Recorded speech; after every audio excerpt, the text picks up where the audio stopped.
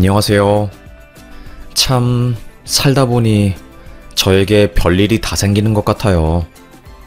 저는 정말로 평범하디 평범한 삶을 살고 있던 한 여자였습니다. 그 사건이 터지기 전까지는 다른 사람들처럼 딱히 힘든 것도 없이 행복한 삶을 살고 있었어요. 남편이랑은 직장 동료의 소개로 4년간 만나다가 결혼하게 되었고요. 제가 시댁과 사이는 안 좋았지만 유일하게 신우랑은 사이가 엄청 좋았어요. 보통 신우랑 사이가 안 좋잖아요. 저는 아니었거든요. 저희 둘이 가깝게 지낼 수 있었던 주요한 이유 중에 하나는 바로 아이였습니다. 저랑 신우 둘 다 나이가 비슷했지만 아이는 없었거든요. 둘 다 애기들을 엄청 좋아하는데 임신이 안 되는 게 큰 스트레스였고요. 안 되겠다 싶었던 제가 시험관 시도를 시작했고 뒤이어서 신우도 시험관 시도를 시작했습니다. 형님, 참 우리는 왜 이렇게 아이 갖는 게 힘들까요? 계속 임신에 실패하니까 내가 여자로서 가치가 없는 것 같고 정말로 바닥을 찍고 있는 것 같아요. 내 인생은 왜 이렇게 힘들기만 한 건지 알 수가 없어요. 내가 대체 뭘 잘못했길래. 옳게 그렇게 생각하지 마. 다 때가 있는 거야. 나도 아이 좋아하고 유치원 하려고 과도 그런 쪽으로 갔는데 지금 불임이잖아. 혼자가 아니잖아. 우리 같이 힘내보자. 유대감이 생겼습니다. 배란 주사를 맞고 와서 몸 상태가 안 좋을 때는 남편보다 신우를 붙잡고 엉엉 울었던 것 같아요. 신우도 마찬가지였죠. 임신 관련해서 마음이 지칠 때면 늘 저를 붙잡고 울었습니다.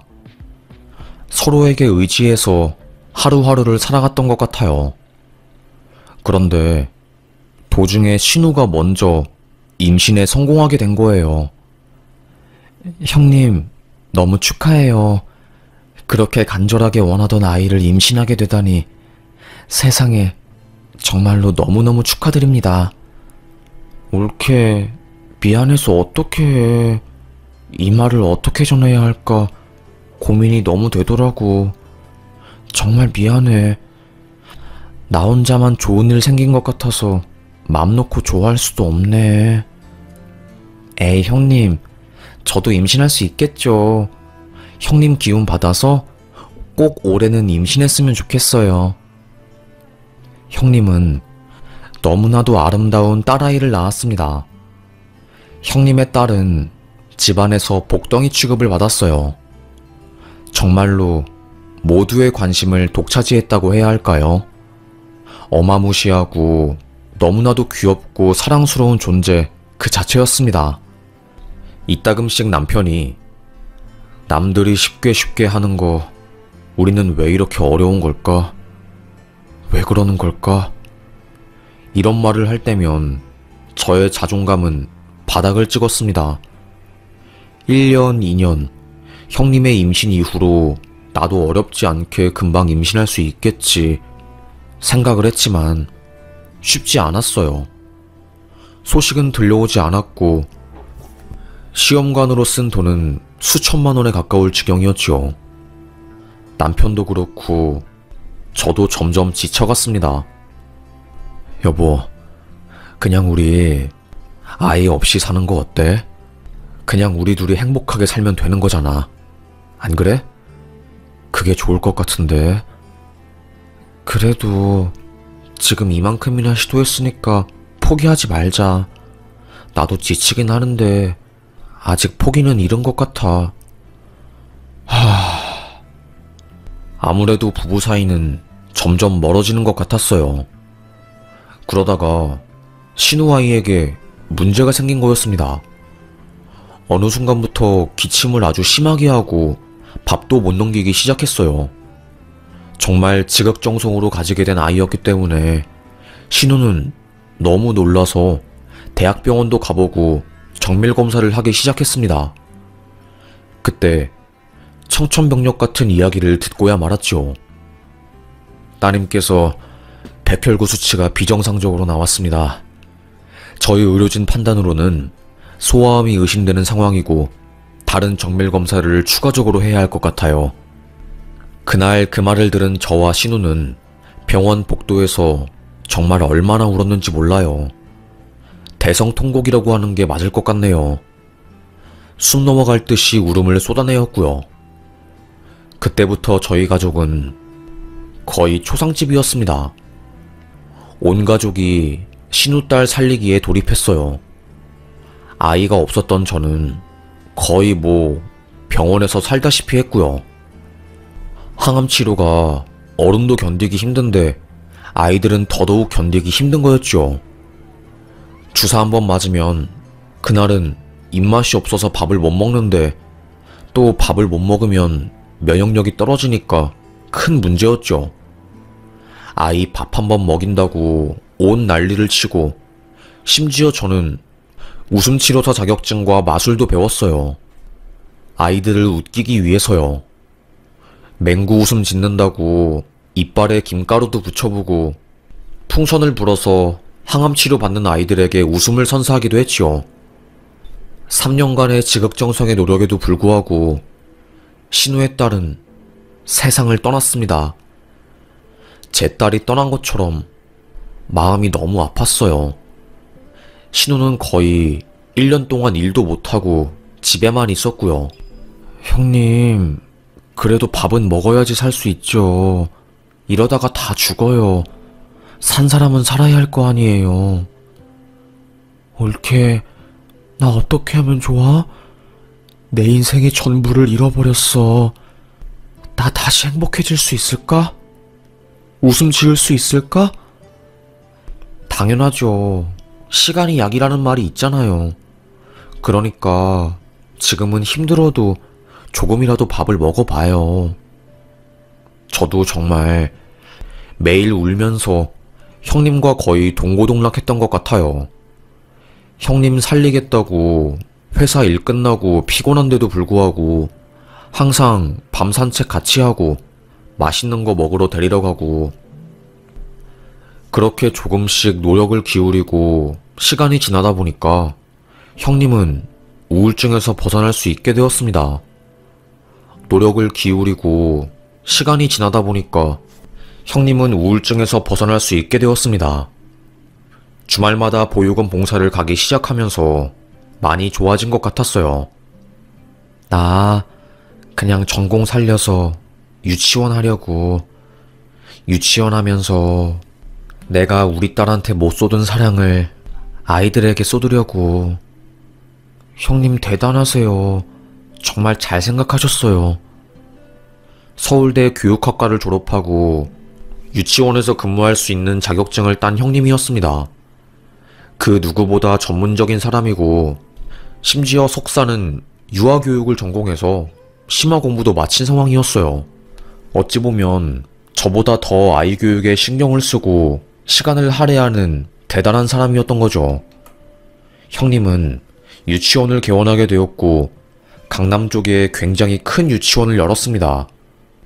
유치원 경쟁이 심하기도 하고 또 아이 있는 부모들은 교육에 욕심이 많기 때문에 다투어서 좋은 유치원을 보내라고 하는 경향이 있거든요. 거의 10억 넘게 든 좋은 교육기관이었습니다. 영어 선생님, 원어민도 전부 다 배치되어 있는 상황이었고요. 대단했죠. 하지만 늘 저는 가슴 한구석이 헛헛했어요. 시험관을 일시적으로 중단했다가 도저히 참을 수 없는 외로움에 저는 남편에게 한 번 더 말했습니다. 여보, 우리 시험관 딱 한 번만 더 해보자. 그냥 지금 그만두기에는 너무 아쉽고 나 여전히 아이를 가지고 싶어. 알겠어. 딱 한 번만 더 해보는 거야. 그리고 안 되면 그냥 우리 깔끔하게 접자. 이것 때문에 소모하는 에너지랑 돈이 너무 많아. 한 번의 시험관 시도는 역시나 실패하게 되었어요.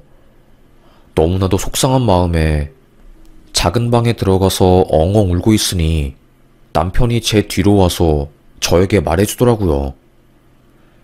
몇 번 더 해보자. 그러니까 울지 마. 남편의 배려로 인해서 저는 시험관을 지속적으로 시도할 수 있게 되었고 1년 뒤 기적처럼 착상에 성공하게 되었습니다. 매번 저는 착상도 실패했거든요. 조심조심 임신 초기를 넘겼고 안정기에 들어서게 되었어요. 눈물이 나더라고요. 그리고 세상에서 제가 제일 행복한 사람 같았습니다. 세상의 주인공이 된 듯한 기분이라고 하면 될까요? 정말로 그런 느낌이었어요. 제 뱃속에서 생명이 자라고 있다는 사실이 너무나도 신기했고 하루하루가 감사했습니다. 그렇게 학수고대하던 아이가 태어나게 되었어요.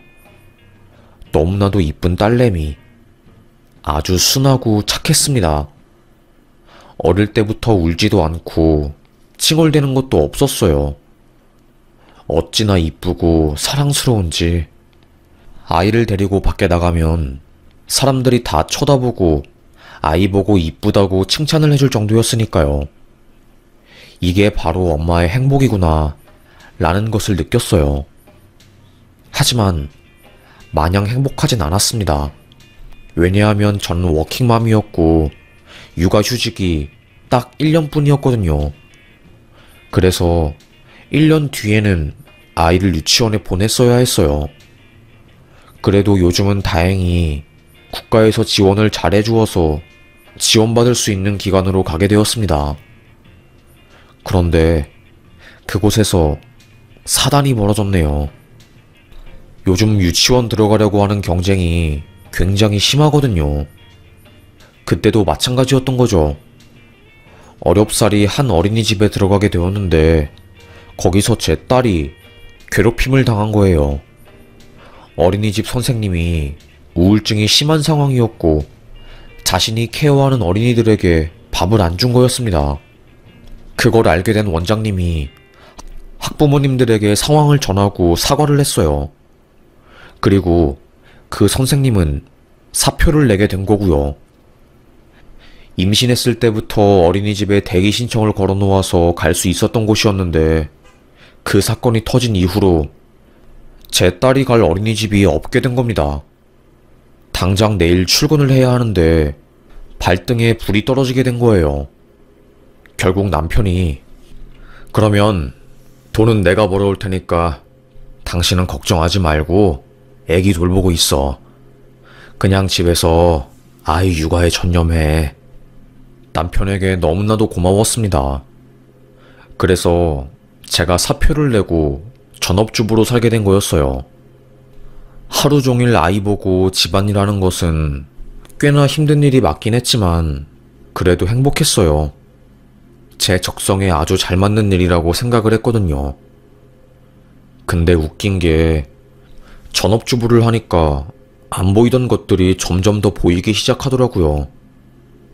뭐라고 이야기를 해야 할까요? 남편이 조금씩 집에 늦게 들어오기 시작하고 이상한 향수 냄새를 풍기고 오고 뭔가 여자의 직감으로 느꼈을 때 쎄한 감정이 올라오기 시작했어요. 그렇다고 해서 혼자서 돈 벌어오는 남편을 의심하고 핍박할 수도 없는 노릇이었고요. 어느 날 남편이 술을 잔뜩 먹고 새벽 3시에 들어왔을 때가 있었어요. 아니 왜 이 시간까지 술을 마셔? 집에 애기도 있는 남자가. 정말 이런 식이면 나 힘들어서 못 살아. 응? 제발 앞으로는 술 적당히 마시고 들어와. 남편은 대꾸도 안 하고 침대에 쓰러져서 잠을 잤습니다. 새근새근 잠을 자는 남편의 코트를 벗겨서 장롱에 정리를 했어요. 그때 핸드폰에 징 진동이 울리더라고요. 저장된 이름은 김선영 씨였습니다. 김선영 씨는 남편에게 카톡을 보냈더라고요. 잘 들어갔어? 오늘 좋았어. 이걸 가지고 의심을 할 수는 없었어요. 하지만 새벽 3시에 그런 문자를 유부남에게 보낸 것은 수상했습니다. 카톡창을 들어가니까 그동안 했던 대화들은 전부 다 지워버린 것인지 하나도 없더라고요. 저는 핸드폰을 더 뒤지기 시작했고 그때 알게 되었어요. 비밀 메신저 앱이 있다는 사실을요. 거기서 지네 둘이 북치고 장구치고 난리를 쳤더라고요. 오늘 야근 끝나고 탕비실에서 한탕 해볼까? 에이, 이러다가 회사에 소문 다 나겠다. 오늘은 막창집 가서 소주 한잔하고 차에서 하자. 이런 대화가 오고 갔습니다. 손이 달달 떨리는 와중에 저는 핸드폰으로 그 대화를 전부 다 캡처를 했어요. 미치겠더라고요. 알고 보니 남편은 오피스 와이프를 저 몰래 두고 있었던 겁니다. 아이를 가지지 못했을 때부터 시작된 관계인 것 같더라고요. 들어보니 그 여자도 유부녀였던 거고요. 손이 달달 떨렸습니다. 어처구니가 없더군요. 적어도 3년은 넘어 보였어요. 술에 진탕 쪄들어서 온 그날도 남편은 그 여자랑 놀다가 온 거였어요. 그리고 대화 중에 이런 이야기도 있더라고요. 요즘 마누라는 애만 보느라 여자로서 매력이 없어. 여자로서 매력이 있어야지 나도 좀 뭔가를 하든가 말든가 하지. 아줌마가 다 됐잖아. 근데 당신은 항상 관리를 잘해서 좋아. 당신이 내 아내였다면 정말 자랑스러울 텐데. 이 말을 들은 순간 저의 자존감은 아예 바닥을 쳤습니다. 정말로 나는 그냥 아무것도 아닌 존재구나 싶더라고요. 그날 새벽 택시를 타고 아이를 데리고 친정에 갔습니다. 새벽부터 친정에 온 저를 본 엄마는 무슨 일이 생겼다는 것을 직감적으로 알게 된 거였지요. 무슨 일이니? 응? 엄마, 남서방이 바람 피웠어. 그날 저는 엄마를 붙잡고 엉엉 울었고 핸드폰으로 찍은 불륜 증거들을 엄마에게 보여줬습니다. 엄마는 당장 남서방 이놈 새끼 다리몽댕이 분질러 버리러 가야겠어. 저보다 더 화를 냈어요. 결국 저는 날이 밝은 아침에 이혼 변호사를 찾아갔네요. 아침이 되고 나서야 상황을 파악한 남편은 저희 집에 찾아와서 무릎 꿇고 한 번만 용서해달라며 난리를 쳤지만 저는 그 마음을 받아주지 않았어요. 위기를 모면하기 위해서 악어의 눈물을 흘리는 거라고 생각을 했거든요. 역시나 제 생각이 맞았습니다. 남편놈은 육아권을 가지고 오기 위해서 저랑 법적인 다툼을 시작했어요. 정말로 오랜 시간 끝에 아이 양육권은 제가 가지고 오게 되었고요.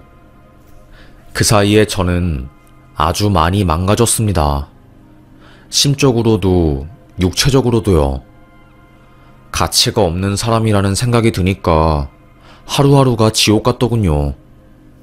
엄마 집에서 1년 정도 생활비를 지원받으면서 사니까 어느 순간부터 눈치가 보이더라고요. 엄마는 눈치 보지 말고 계속 집에 있으라고 했지만 제 마음이 너무 무거워서 힘들었습니다. 결국 작은 집을 구해서 본가에서 나왔고 아이를 데리고 키웠어요.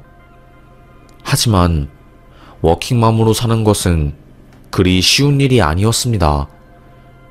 결국 저는 모았던 돈도 다 써버리고 회사에 당장 가야 할 처지가 된 거였죠. 그 전까지는 집에서 일하는 프리랜서로 버틸 수 있었지만 더 이상은 저도 힘들더라고요. 그러다가 신우와 연락이 되었습니다. 옳게 오랜만이야. 동생 사건 때문에 그동안 이야기를 잘 못하고 산 것 같은데 잘 지냈어? 형님, 요새 사는 게 쉽지 않네요. 비록 세댁과 연을 끊은 지 오래였지만 아주 친하게 지냈던 신우와는 여전히 사이가 나쁘지 않았어요. 신우는 제가 힘들게 산다는 것을 듣고 굉장히 마음 아파했습니다. 어린이집은 자리가 없어서 여전히 못 가고 있는 거지? 네, 일단은 제가 집에 있으니까 저랑 같이 집에서 공부하고 있기는 한데 당장 이번 연도에는 취업을 해야 할 것 같아서 다른 지역구에 있는 공립유치원에 대기 신청을 걸어놨어요. 신우는 한참 동안 고민을 하더니 저에게 그러더라고요. 그러면 우리 유치원으로 애기 보내. 어차피 내 조카이기도 하고 모른 척 하는 것도 사람이 할 짓이 아닌 것 같고. 신우 덕분에 딸아이가 갈 곳이 생긴 거였어요. 형님, 저 그러면 형님만 믿고 다시 취업하겠습니다. 정말로 감사합니다. 고개를 푹 숙이고 인사를 했네요. 그렇게 딸아이는 고모의 유치원에서 등하원을 하게 되었어요. 저는 다른 회사로 재취업을 했고요. 첫 몇 달은 딸아이가 재밌게 유치원을 다니는 듯 했어요. 그런데 어느 순간부터 낯빛이 안 좋아 보이는 겁니다. 걱정된 저는 딸에게 무슨 일 있어? 왜 좋아하는 딸기도 안 먹고 계속 누워있어 우리 딸? 아무런 대답을 하지 않았습니다. 너무 걱정된 저는 형님, 혹시 애가 유치원에서 잘 적응을 못해요? 먹는 것도 좋아하고 조잘조잘 말하는 것도 좋아하는 애인데 갑자기 말을 안 하고 대답도 없고 이상해서요. 반을 바꾸었는데 낯가림이 좀 있는 것 같아. 그래서 적응하느라 말수가 줄어든 것 같은데? 별일 아니라는 듯이 말하길래 저도 별일 아니라고 생각하고 그냥 넘어가려고 했습니다. 그런데 세상에 어느 순간부터는 아예 딸내미가 말을 안 하기 시작한 겁니다. 직장 동료들에게 말하니까 아니, 하루 종일 아무 말도 안 한다고? 유치원에서는 별말 없고? 실어증 걸린 거 아니야? 아니면 언어 치료라도 받아봐야 하는 거 아니야? 저보고 늦지 않게 빨리 병원에 데리고 가라고 하더라고요. 그 말에 심장이 쿵 하더라고요. 이게 무슨 일인가 싶었습니다. 저는 가까운 소아과에 가보았어요. 거기서는 문제가 없대요. 신체적으로도 언어 구강 구조도 전부 정상이래요. 제가 1년 전에 찍은 홈 비디오를 의사 선생님께 보여드리니 웅변대회 나갈 정도로 이렇게 말을 잘하는 애가 어쩌다가 입을 꾹 닫았을까요? 조심스럽게 권해드리자면 소아청소년 전문으로 하는 정신과에 한번 가보시길 추천드립니다. 심장이 쿵 떨어지는 것 같더라고요. 바로 근처에 있는 정신과를 추천받아 그곳을 가게 되었습니다. 몇 가지 정밀 검사를 받은 뒤 의사 상담을 하러 갔어요. 의사가 저에게 아이를 잠깐만 밖에 대기시키고 저만 들어오라고 하더라고요. 혹시 아이에게 큰일이 생기거나 충격받을 만한 일이 있었을까요? 아니요. 제가 남편이랑 이혼한 것 외에는 딱히 없었어요. 그리고 이혼하고 나서 몇 년 동안 말도 잘했고요. 단기 실어증에 걸린 것 같아요. 보통은 전쟁이나 큰 트라우마가 남을 법한 사건을 겪은 이후에 실어증이 생기는데 이렇게 어린 나이에 실어증이 생기는 것은 극히 드물거든요. 한번 아이의 생활 패턴에 문제가 있는지 아니면 어머님이 모르시는 일이 있는지 살펴보셔야 할 것 같습니다. 금이야 오기야 애지중지 키운 내 딸이 실어증에 걸렸더니 솔직히 말해서 처음에는 믿지 못했습니다. 현실을 부정했던 것 같아요. 그래서 아이를 붙잡고 울기도 많이 울었죠. 신우한테는 차마 이야기를 하지 못했습니다. 아무리 친해도 거리감이 있긴 있었거든요.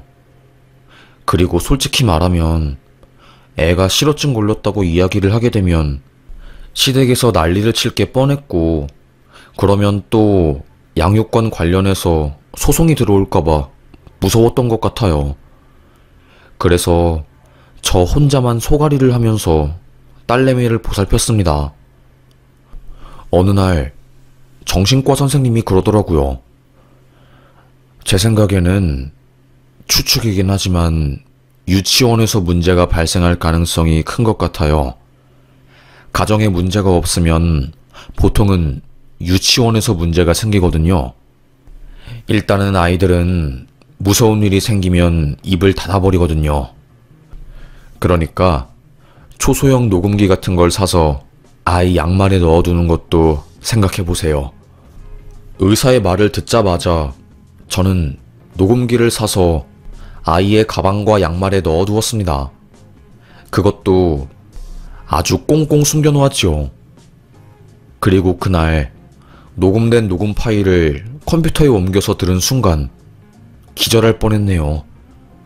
온몸에 소름이 끼친다는 게 뭔지 알 것 같았어요. 너 죽을래? 엄마한테 말하면 정말로 고모한테 맞아 죽는 거야? 성인도 듣기 힘든 학대에 가까운 욕과 폭언들이 난무했습니다. 알고 보니 신우는 그동안 유치원에서 제 딸을 괴롭히고 학대해왔던 거예요.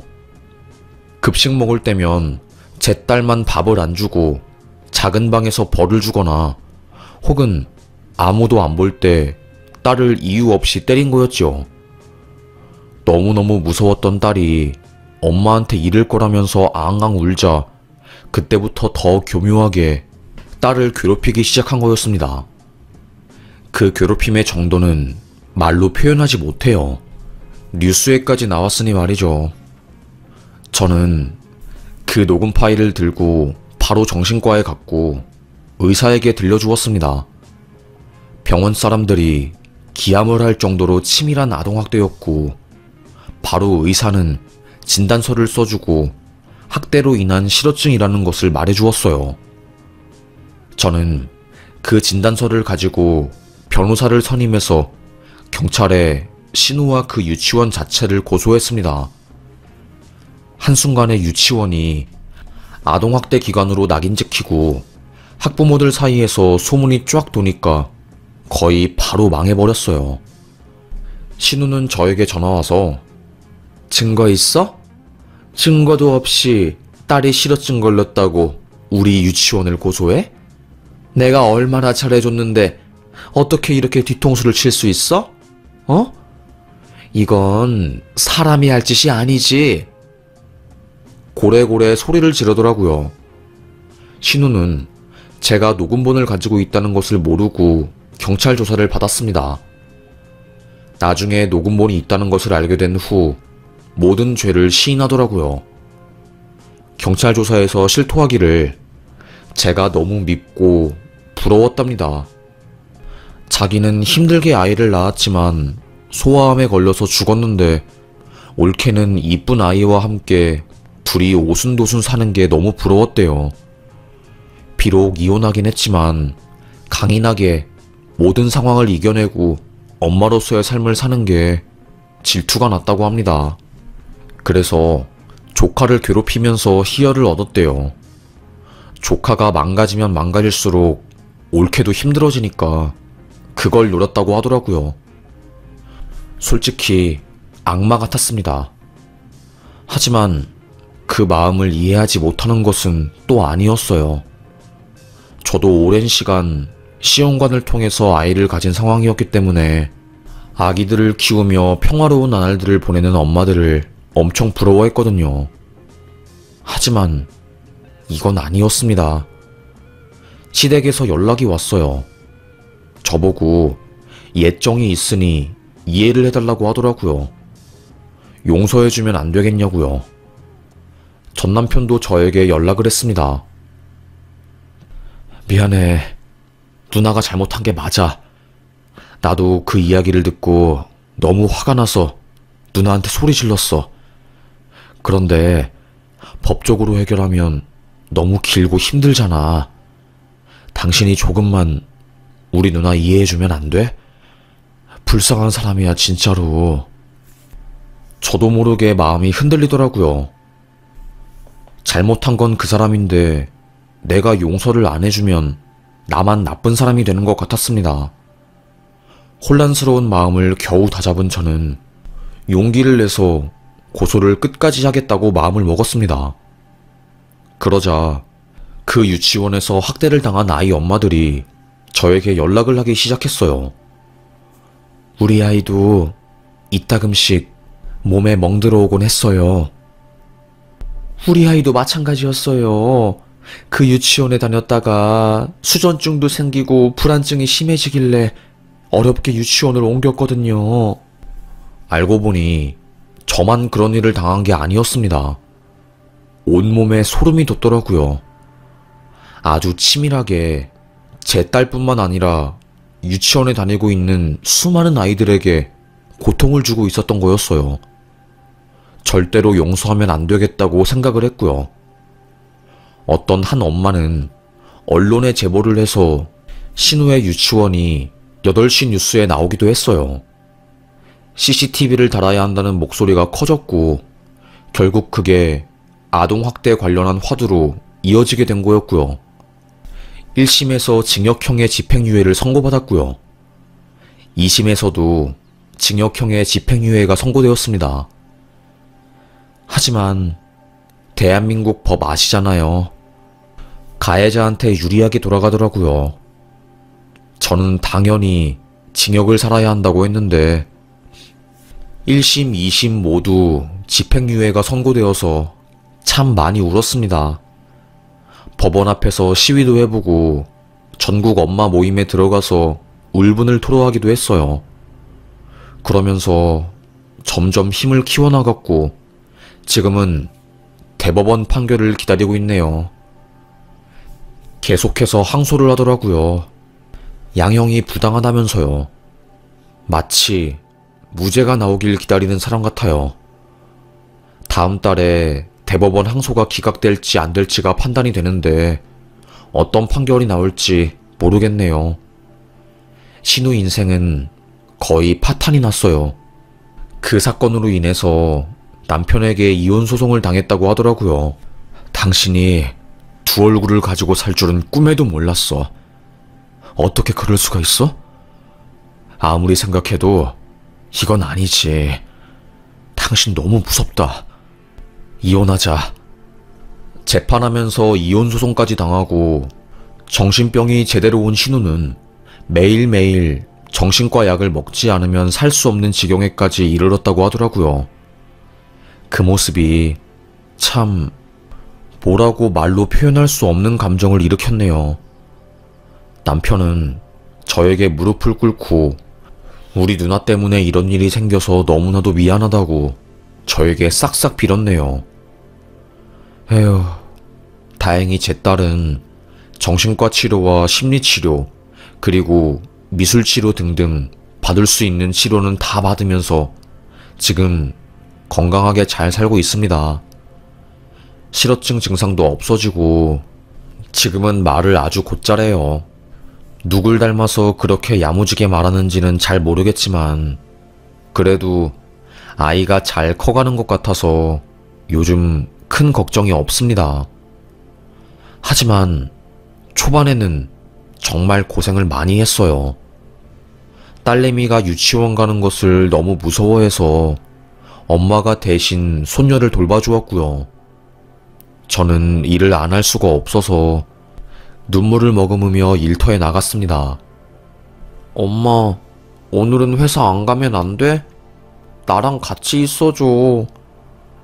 저의 바지가랑이를 잡고 애타게 소원하는 딸을 보는 게 쉬운 일은 아니었네요. 닭똥 같은 눈물을 뚝뚝 흘리면서 출근하는 힘든 워킹맘 삶을 살았습니다. 하지만 저는 지치지 않고 계속해서 나아가려고요. 그리고 주말에는 아이들의 인권을 위해서 시위도 가고 많은 활동을 하고 있습니다. 아무래도 아이들을 키우다 보니까 뉴스 기사에 아동학대나 아이 관련한 뉴스가 나오면 계속 신경이 쓰이더라고요. 어쩔 수 없었습니다. 그래도 조금이나마 우리 아이들이 살기 좋은 환경을 만들어주기 위해서 나름대로 열심히 노력하고 다방면으로 알아보면서 살고 있어요. 이번에 이렇게 글을 쓴 것도 우리 주변에 위험에 노출된 아이들이 많으니까 아이들이 주변에 있으면 잘 살펴봐달라고 이야기를 하고 싶어서 글을 쓰게 되었습니다. 아무래도 어릴 때 받은 상처가 성인이 되어서도 괴롭히고 사람이 성장하는데 크나큰 영향을 미치더라고요. 정신과 의사 선생님도 제 딸의 그 부분을 가장 염려하셨습니다. 그래서 심리치료도 아주 깊게 파고들면서 받았던 것 같아요. 그래도 똑 부러지는 딸은 그 기억에서 차츰차츰 벗어나서 지금은 아주 건강하게 학교 생활을 잘 하고 있어요. 얼마 전에는 회장이 되었다고 저에게 신나서 자랑하려고 막 집에 들어온 적도 있었어요. 기특하고 너무나도 보기 좋았습니다. 우리 딸 환하게 웃는 모습 보니까 너무 좋다. 엄마, 나 요즘 학교 가는 게 너무 재밌어. 애들도 다 나를 좋아해주고 진짜 학교 가는 게 행복해. 그 말을 듣는데 눈물이 찔끔 나오더라고요. 앞으로 딸이 성인이 되고 결혼을 할 때까지 많은 시간이 남았지만 올바르고 건강한 어른으로 살 수 있도록 여러모로 도움을 주려고 합니다. 한 아이가 성장하기까지 많은 어른들의 도움이 필요한 것 같아요. 우리 사회가 다 함께 도와야지 저출산도 벗어나고 건강해질 수 있는 것 같습니다. 그럼 지금까지 저의 이야기를 들어주셔서 감사합니다.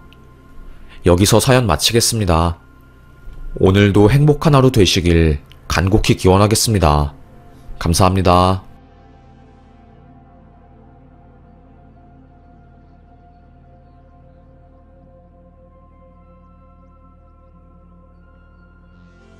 안녕하세요. 참 살다 보니 별의별 일이 다 있는 것 같아요. 세상이 좁다는 말이 있잖아요. 저에게도 그런 일이 생겼습니다. 세상이 너무 좁은 것 같아요. 제 이야기를 들은 지인들은 다들 엄청 놀라서 무조건 라디오 사연에 제보를 해보라고 난리를 치길래 용기를 내서 사연을 작성하게 되었습니다. 저는 홀어머니 밑에서 혼자 자랐어요. 어릴 때 아버지께서 대장암 투병을 하시다가 돌아가신 기억이 있거든요. 아직도 저는 그때의 기억이 생생해요. 아산병원에서 아빠의 호흡기에 긴 호스기가 달려있고 저는 그 옆에 있는 간이의자에 앉아서 쌕쌕거리며 숨을 쉬는 아빠를 바라보며 눈물을 흘렸던 순간이요. 삐삐삐 소리와 함께 갑자기 아빠의 심호흡이 느려졌고 간호사와 의사들이 한꺼번에 달려와서 아빠를 살리려고 애를 썼지만 결국 실패하게 되었습니다.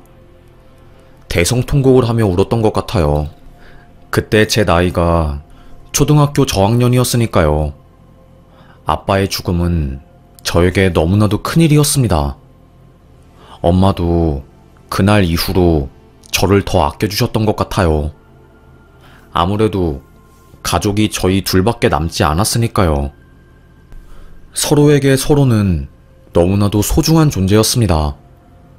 아빠가 돌아가신 이후로 엄마는 식당 일부터 시작해서 장례 지도사까지 안 해본 일이 없었어요. 엄마도 많은 나이가 아닌데도 불구하고 저 먹여 살리겠다고 별의별 일을 다 한 거죠. 그러다가 기존에 살고 있던 집주인이 월세를 올려달라고 요구를 한 겁니다. 어쩌죠? 저희가 지금 형편이 너무너무 힘들어서 바로 월세를 올려드릴 수는 없을 것 같은데. 돈이 없으면 짐을 빼든가. 이게 뭐 하는 짓이에요? 주변에 집값 다 올라가서 월세 배로 받는데 우리네는 그쪽 배려하느라 몇 년간 월세 동결했잖아요. 더 이상은 우리도 안 돼요. 고개를 푹 숙이며 우울해하는 엄마의 모습을 한없이 그저 바라만 볼 뿐이었어요. 그로부터 며칠 뒤 갑자기 엄마가 제 손을 잡고 우리 다른 집으로 이사 가자. 대신 다른 가족이랑 같이 살아야 하는데 괜찮아? 난 괜찮아. 엄마랑 헤어지지만 않을 수 있으면 어디로 가든 상관없어. 알고 보니 엄마는 한 가정의 가정부로 취업을 한 거였어요. 으리으리한 부잣집이었고 단독주택 옆에 있는 아주 작은 창고 같은 곳에서 저와 엄마가 거주할 수 있게 배려를 해준 거였어요. 거의 24시간 엄마는 그 집에 붙어 있는 거니까 식모나 다름이 없었죠. 그 집안은 아버지와 딸이 같이 사는 집안이었습니다. 주인 아저씨는 사업을 하시느라 굉장히 바빴고 딸내미는 저보다 좋기 10살은 어려 보이는 아주 작은 아이였어요. 나이는 어리지만 어릴 때부터 오냐오냐 커서 그런지 아주 고집이 장난이 아니었습니다. 미운 7살이라는 말이 딱 알맞았어요. 저를 보자마자 내 꼬붕이다. 너 앞으로 내 꼬붕인 거지? 반말을 하더라고요. 주인 아저씨는 너 언니한테 그러면 못 써. 어디서 언니를 보고 꼬붕이라고 그래? 그런 말 하면 절대로 안 되는 거야.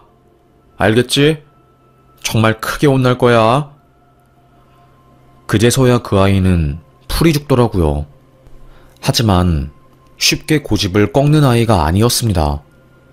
제가 창고에 혼자 누워서 책을 읽고 있었어요. 그런데 그 애는 그 모습이 너무나도 꼴보기 싫었나 봐요. 갑자기 성큼성큼 걸어와서 제 책을 전부 다 찢어놓는 겁니다. 너 뭐하는 짓이야? 왜 남의 물건을 다 망가뜨려? 아무리 그래도 이러면 안 되는 거야. 정말로 혼나고 싶어? 언니, 나 혼낼 수 있겠어?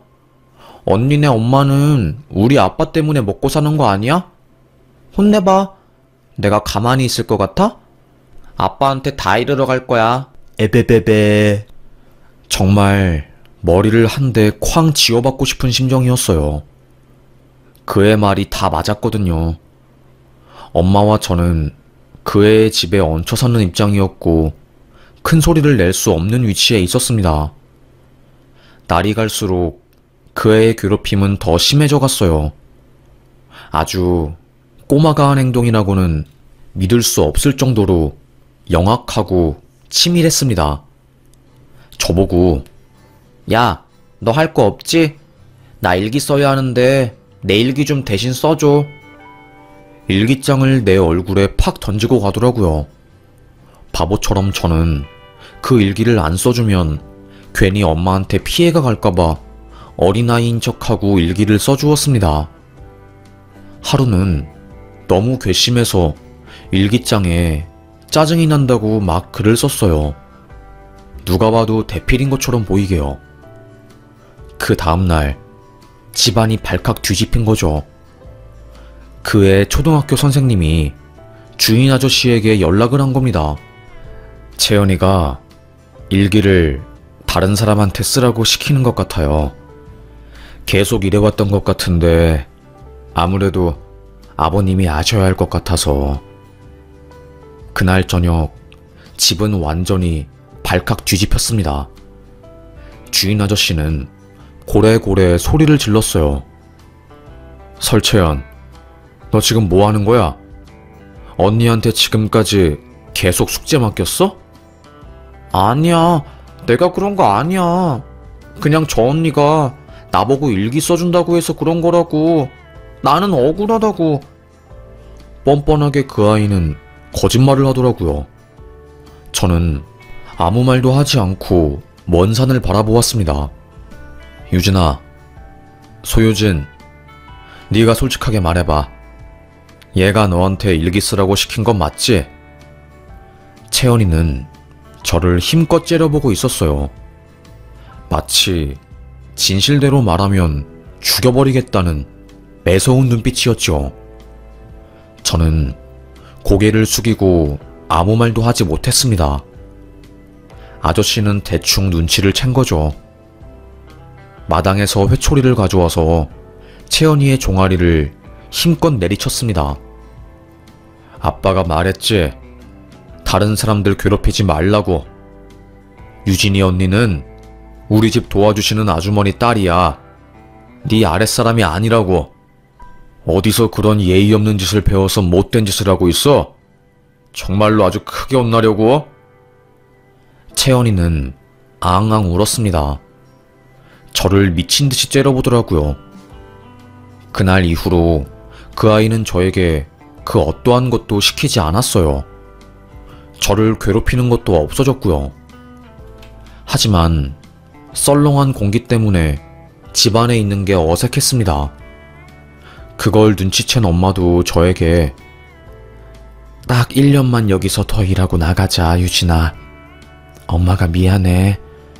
그리고 여기만큼 편하게 일하고 돈 받을 수 있는 것도 없으니까 조금만 더 버텨서 전세자금 만들어 나가자.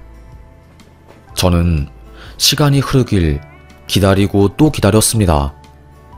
그러던 도중에 아저씨의 할머니네로 모두가 여행을 가게 되었어요.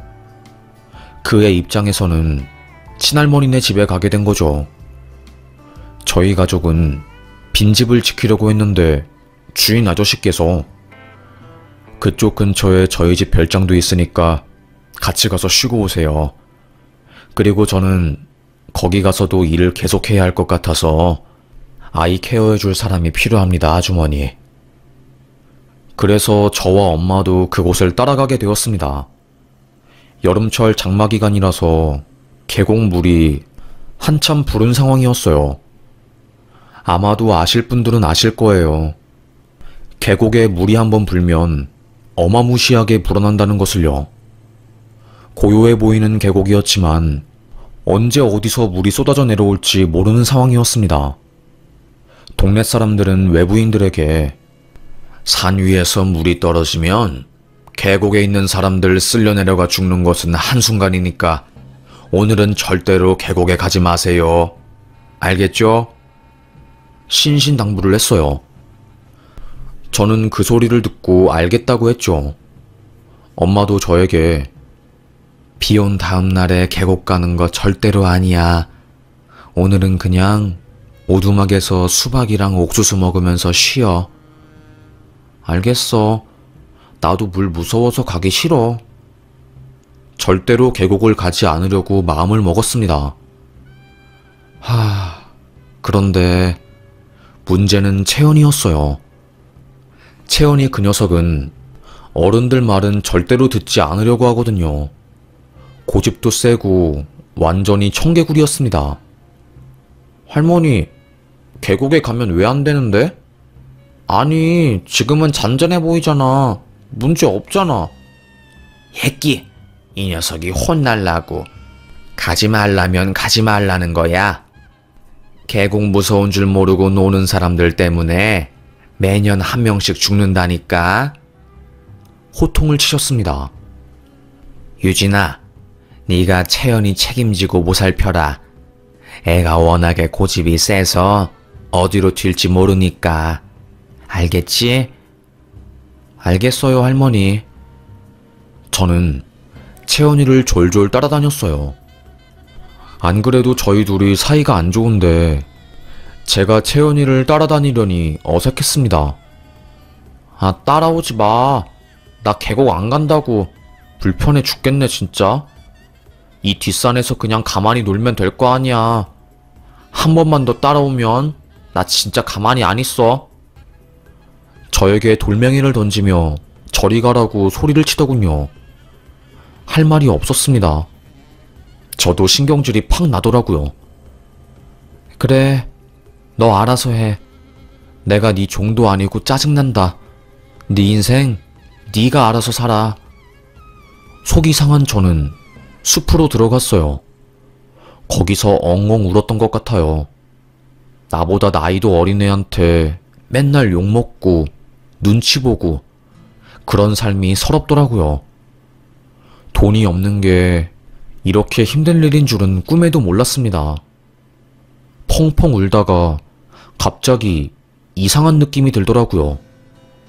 저도 모르게 냇가 쪽으로 뛰어갔습니다. 그런데 계곡 근처에서 채연이가 오리 장난감으로 놀고 있더라고요. 야, 거기 들어가면 안 돼. 메롱, 난 들어갈 거지롱. 저를 약 올리겠다고 채연이가 계곡 안으로 들어간 거예요. 그때까지만 해도 수위가 괜찮았어요. 저는 막 돌멩이 사이를 내려오면서 채연이를 잡으려고 했습니다. 그런데 그때 산 윗기슭에서 물이 폭포처럼 내려오는 거였어요. 한순간에 돌멩이들 사이로 물이 쏟아졌고 채연이는 으악 소리를 내면서 몸이 굳어버렸습니다. 그때 든 생각은 설채연을 살려야겠다. 이 생각 하나뿐이었어요. 만약에 걔가 물에 빠져서 죽으면 저뿐만 아니라 우리 엄마 인생도 끝장나는 거니까요. 수영도 못하는 저는 계곡에 퐁당 빠져들었고요. 물을 잔뜩 먹으며 채연이를 번쩍 들어 올렸습니다. 그리고는 큰 바위 위에 올려놓았어요. 그때까지만 해도 물이 큰 바위를 범람하진 않았거든요. 계곡 근처에 있던 휴가 나온 군인 한 명이 저희를 보고 후다닥 달려와서 바위 위에 있는 채연이를 먼저 들어 올렸습니다.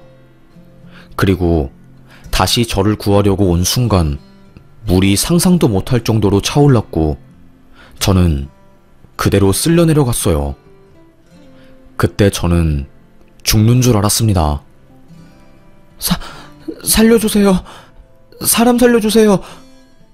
그 군인도 어마어마한 물 때문에 어찌할 바를 몰라 하더라고요. 미친 듯이 허우적대다가 온몸에 힘이 빠졌고 그렇게 저는 물을 마시고 기절을 해버렸습니다. 숨이 안 쉬어지고 몸이 점점 따뜻해지더니 제가 정신을 잃은 거였어요. 왜 죽기 전에 도파민이 많이 나온다고 하잖아요. 제가 딱 그랬습니다. 죽기 전에 갑자기 행복해지고 몸이 따뜻해지는 기분이 들었어요. 그 순간 제 눈앞에 돌아가신 아빠가 나오더라고요. 엄청 소리를 친 겁니다. 저에게 정신 차려. 소유진, 정신 차려. 편안해진 몸을 다시 거부하고 저는 허우적대기 시작했고 수면 위로 올라와 숨을 쉬려고 미친 듯이 노력을 했어요. 계곡 아래로 쓸려 내려가다가 쓰러진 통나무에 몸이 걸렸고 미친 듯이 그 위로 올라갔죠. 그 통나무 위에 대롱대롱 매달렸고 결국 저는 그 위에서 기절을 하고 말았습니다. 시간이 얼마나 흘렀을까요? 캑캑대면서 저는 눈을 뜨게 되었어요. 계곡 근처 땅에서 우리 엄마가 펑펑 울면서 제 윗옷을 벗기고 심폐소생술을 하고 있었어요.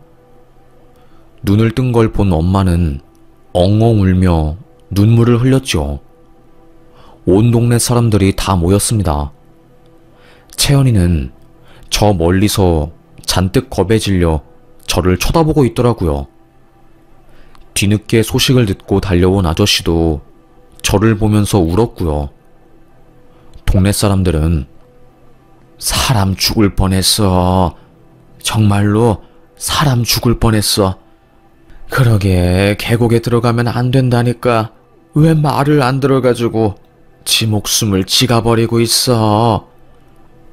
다들 제 흉을 보고 있었어요. 그러다가 그 옆에서 걱정스러운 눈빛으로 저를 보고 있었던 군인이 그 말을 듣고 화가 나서 소리를 지르더라고요. 죽을 뻔했던 애한테 못하는 말이 없어요? 제가 계속 지켜봤는데 이 여자애 계곡에 놀러 들어간 거 아니에요. 저 꼬맹이가 계곡에서 놀다가 갑자기 물이 차오르길래 산 위에 있다가 내려와서 목숨 던져서 여자애 살린 거라고요. 욕하지 마세요. 그 순간 일제히 동네 사람들이 채연이가 있는 쪽을 바라보았어요.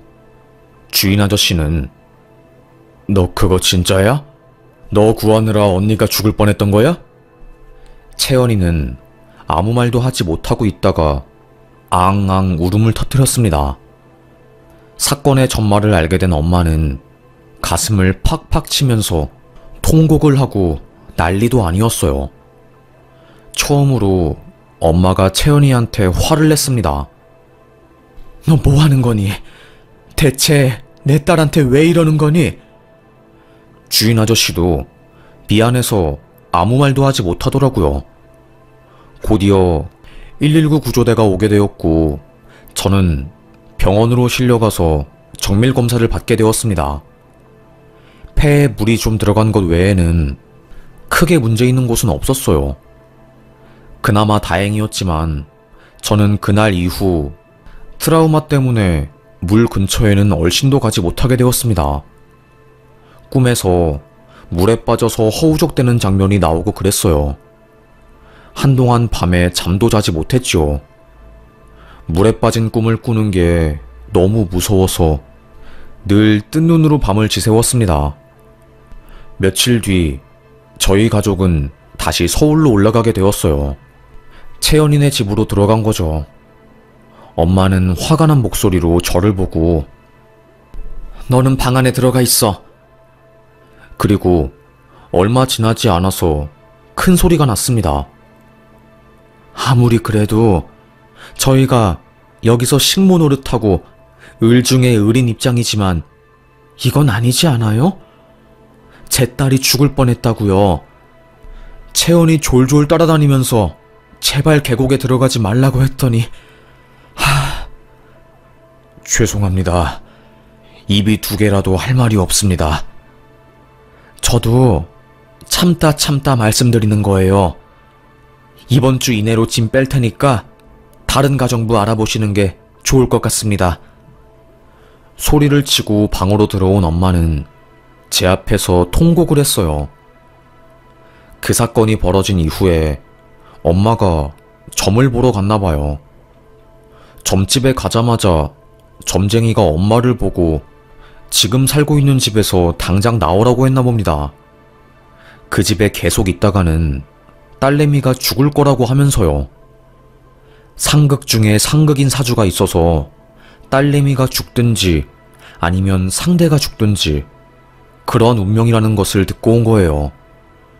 아무 말도 안 했는데 용한 점쟁이가 그런 말을 하니 엄마는 화들짝 놀라서 정말로 그 집을 나와야겠다 마음을 먹은 거였죠. 다른 식모가 구해지기 전까지 그 집에 살았는데 채연이 그 녀석은 정말로 징하더라고요. 저 때문에 자기가 아빠한테 미움을 받았다고 제가 마당 앞을 지나갈 때마다 저에게 내가 언제나 살려달라고 했어? 대체 왜 나만 나쁜 사람 만드는 거야? 기가 찼습니다. 끝까지 이기적인 채연이를 감당할 힘이 없었던 저는 다 필요 없고 내가 꺼져줄게. 그리고 죽어서도 만나지 말자. 너 정말 싫어. 너 때문에 죽을 것 같아. 그날 저랑 채연이는 머리끄댕이를 잡고 싸우다가 주인 아저씨가 들어오는 소리로 인해서 싸움이 마무리되었어요. 원수보다 못한 사이가 된 거죠. 저는 죽을 뻔한 채연이를 살려주고서도 욕을 먹는 그런 상황이었어요. 며칠 뒤 새로운 가정부가 구해지게 되었고 저랑 엄마는 짐을 챙겨 도망가듯이 그 집을 나왔어요. 고정수익이 없어지면서 너무나도 먹고 사는 게 힘들었습니다. 바퀴벌레부터 시작해서 쥐가 나오는 작은 단칸방에 살면서 돈이 없어 서러운 것 때문에 남몰래 눈물 흘린 적도 참 많았네요. 그럼에도 불구하고 엄마는 행복하고 긍정적인 마음으로 저를 키우려고 노력을 많이 하셨고 저도 그 마음을 눈치채고 더 성실하고 열심히 살았어요. 대학을 가는 것보다 바로 취업을 해서 가정에 도움이 되는 게 저의 가장 큰 목표였기 때문에 전문 기술을 배울 수 있는 고등학교에 진학을 했습니다. 공부를 안 하는 애들이 대부분이었지만 저는 후회하기 싫어서 공부를 열심히 했어요. 그러다 보니까 전교 1등을 하게 되었고요. 담임 선생님의 권유로 전문대학교에 전액장학금으로 들어가게 되었습니다. 치위생사로 취업을 하게 되었고요. 남들이 보기에는 그저 그런 직업일 수도 있지만 저에게는 정말 좋은 직업이었어요. 같이 일하시는 분들도 너무 친절하고 다들 따뜻한 분들이었으니까요. 야무지게 돈을 벌고 엄마 맛있는 것도 사드리고 뒤늦게 효도를 하고 있을 때쯤 남자친구가 생기게 되었습니다. 대기업을 다니고 있는 사람이었고 자주 가던 봉사 모임에서 눈을 맞게 되었어요. 서로가 서로를 너무나도 마음에 들어 했거든요. 유진아, 나는 너처럼 따뜻하고 헌신적인 사람을 본 적이 없어.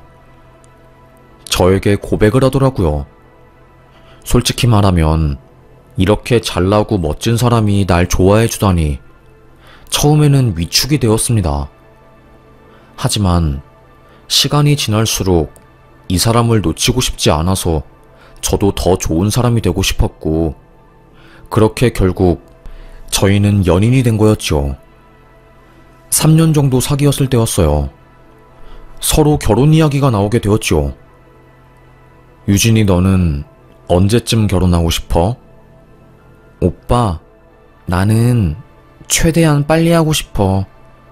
어릴 때 아빠 여의고 나서 엄마랑 나랑 둘이서 가정을 지켜나갔는데 정말로 죽을 만큼 너무너무 힘들었거든. 이런 진지한 이야기를 나누다가 서로 결혼 이야기가 나오게 되었고 저는 청혼받게 되었어요. 은하수가 하늘에 박힌 것 같은 아름다운 호텔 라운지에서 꽃다발과 함께 청혼을 받은 거였죠. 난 너 평생 동안 행복하게 해줄 거야.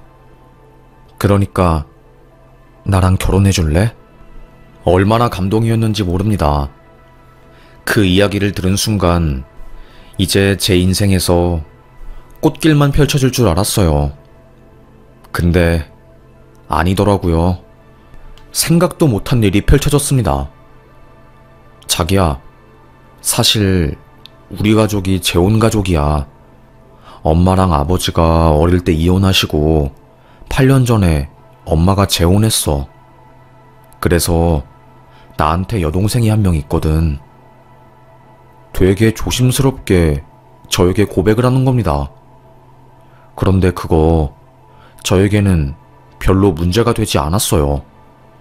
요즘에는 이혼 많이 하시고 재혼도 많이 하잖아요. 그렇게 큰 마음 먹고 말할 문제는 아닌데 오빠? 나한테 재혼 과정은 문제되지 않아. 그러니까 미안해하지 마. 저는 엄마에게 결혼하고 싶은 사람이 생겼다고 고백을 했어요. 그리고 오빠도 부모님에게 결혼하고 싶은 사람이 있다며 저에 대해서 이야기를 한 겁니다. 그쪽 집안에서는 반대가 심했다고 하더라고요. 아무래도 제 직업이 치위생사니까 직업적으로 잘난 게 없으니 반대를 했더라고요. 이해가 되는 부분이라서 딱히 속상하거나 그런 건 없었습니다. 다만 아가씨 될 사람이 치대를 다니고 있다고 해서 약간 눈치 보이는 게 있었어요. 아무래도 사회적으로 치위생사보다는 치과의사가 더 대접을 받으니까요. 그래도 남자친구가 완강하게 이 여자랑 결혼을 할 거라고 말해준 덕에 결혼 허락은 받게 되었습니다. 시어머님 되실 분을 먼저 만났어요. 그래도 참 좋으신 분 같았습니다. 제 이야기를 듣고서는 사돈이 정말 고생 많이 했을 것 같네. 여자 혼자 애 키우는 게 쉬운 일은 아닌데 대단해라. 아이고. 네네. 엄마가 고생이 많으셨어요. 아무래도 일도 하면서 저 키우느라 마음고생도 하셨거든요. 따뜻한 분이신 것 같았습니다. 엄마와 저를 이해해 주시고 있는 그대로 바라봐 주셨으니까요. 상견례 날짜를 잡고 두근두근 하는 마음으로 관리를 시작했습니다.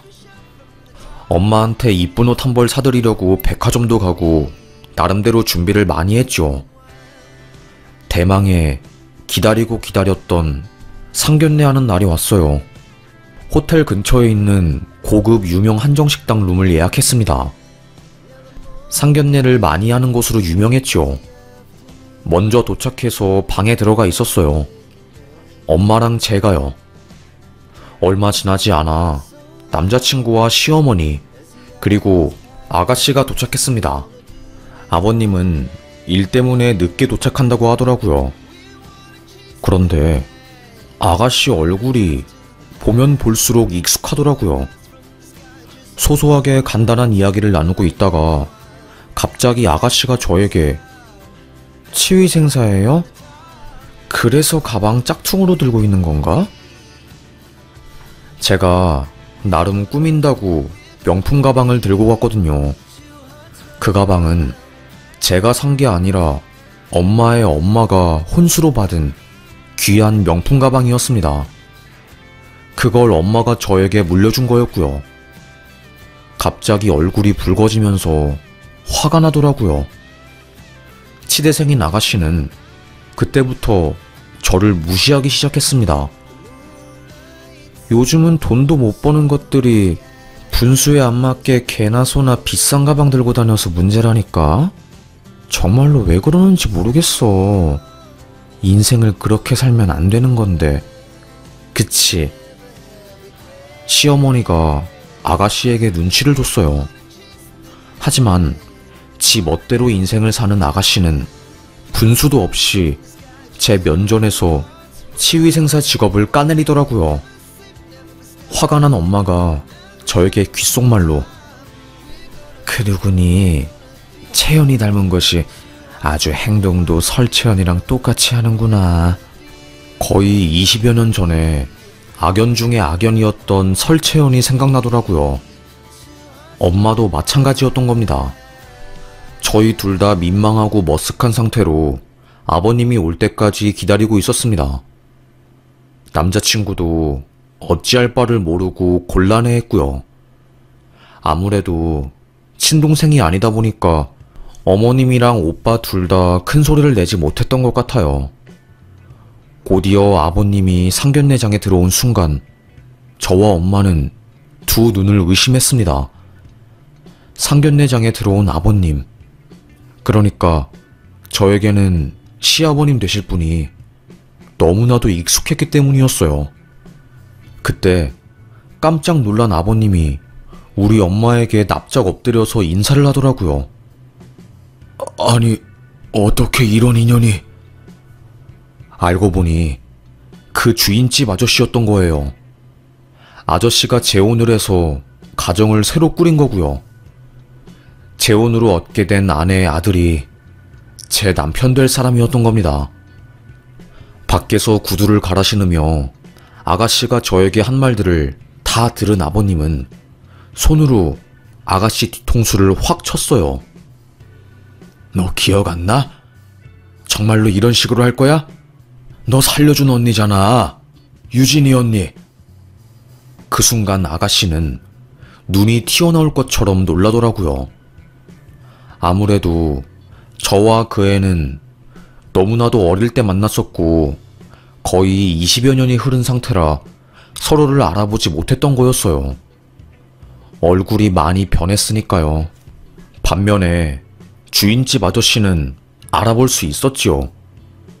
그제서야 저는 아직도 남 까내리고 비난하면서 사는 거니? 그 버릇 여전하구나. 저에게 아무 말도 못하더라고요. 주인 아저씨는 너 정말로 언제 그 성격 고칠 거니? 내가 창피해서 살 수가 없구나. 유진아, 정말 미안하다. 너에게 마음의 빚만 지는구나 계속. 주인 아저씨는 고개를 조아리면서 저에게 사과를 했습니다.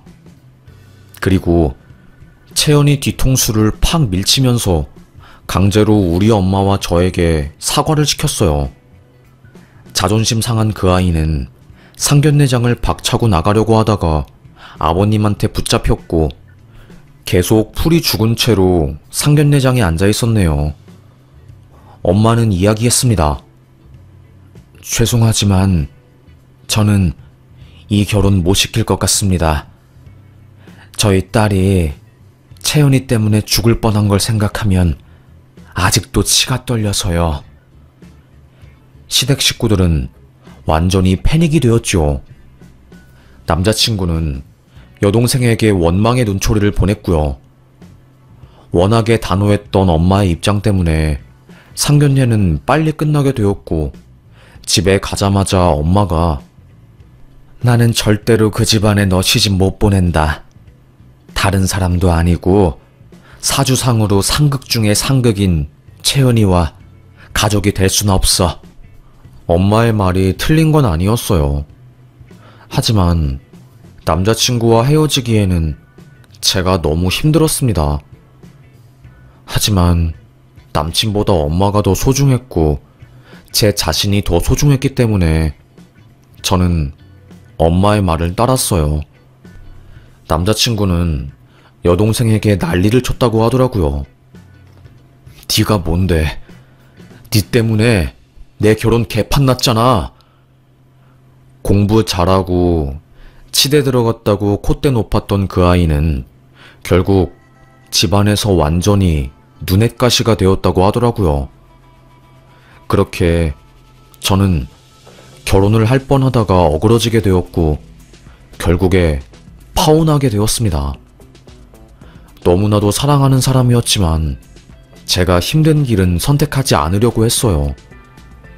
아무래도 결혼은 현실이었으니까요. 처음에는 죽을 듯이 힘들더라고요. 그 아이 때문에 또 내 인생이 힘들어지는구나 하고요. 정말 나는 그 아이와 죽을 때까지 엮이는 운명인 건가 하는 생각에 밤잠을 못 이루었습니다. 하지만 시간이 흐르니 상처는 옅어지더라고요. 그리고 다시 저에게도 좋은 사람이 다가오게 되었습니다. 너무 행복했어요. 그 사람과 하루하루를 지내다 보니까 점점 다시 결혼을 하고 싶다는 마음을 먹게 되었고 4년간의 교제 끝에 결혼식을 올리게 되었습니다. 행복하게 아이를 낳고 평안한 가정을 꾸리고 있을 때쯤 알게 된 사실이 있었어요. 저를 괴롭혔던 그 채연이라는 아이는 속도 위반으로 결혼을 했다고 하더라고요. 클럽에서 만난 남자친구였대요. 하지만 결혼하고 나서도 노는 버릇을 고치지 못하고 아내 몰래 클럽을 가게 되었고 결국 거기서 사단이 난 거죠. 다른 여자랑 잠자리를 하다가 딱 걸리게 되었고 이혼을 했다고 합니다.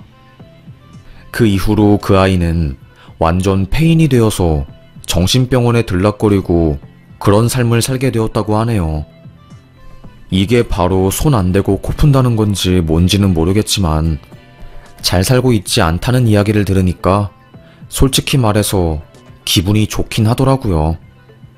아주 쌤통이라고 말해야 할까요?